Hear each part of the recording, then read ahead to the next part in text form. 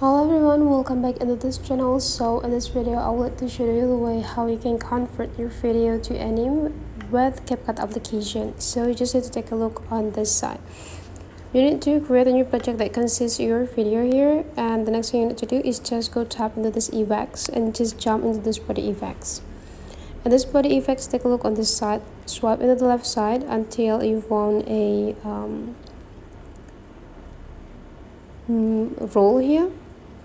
Tap on the roll, and there could be several options that you can choose here, and you just need to go click into this cartoon face. And now you just need to wait until this effect is perfectly applied into your video.